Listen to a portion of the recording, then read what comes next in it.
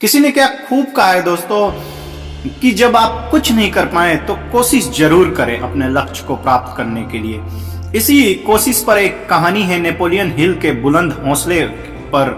Napoleon कभी कभी ऐसे कामों को किया करता था जिन्हें सामान्य इंसान कठिन मानता है। एक बार उसने आल्प्स पर्वत पार कर इटली में प्रवेश करने की उद्घोषणा की तथा अपनी सेना के साथ आगे बढ़ने लगा।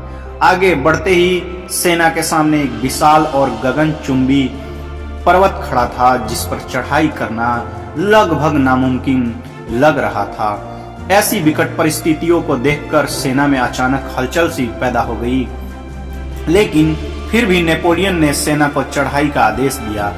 उसके इस आदेश को पास में ही खड़ी एक बुजुर्ग महिला सुन रही थी।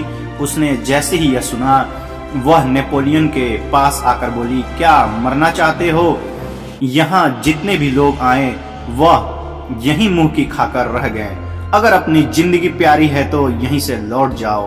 बुजुर्ग की बात सुनकर सेनापति नेपोलियन के चेहरे पर एक चमक आ गई। वह क्रोधित होने के बजाय प्रेरित हो गया और झट से अपने गले का हीरा का हार उतारकर बुजुर्ग महिला को पहना दिया और बोला, मैं आपका शुक्रगुजार हूँ। आपने मेरा उत्साह बढ़ा कर इस काम को करने के लिए प्रेरित किया, परंतु अगर मैं जीवित रह गया तो आप मेरी जय जयकार अवश्य करना।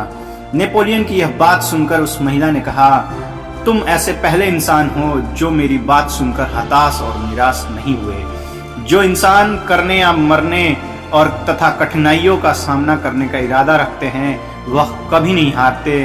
फिर क्या था, नेपोलियन ने सफलतापूर्वक आल्प्स पर्वत पर चढ़ाई की और इटली पर विजय प्राप्त किया।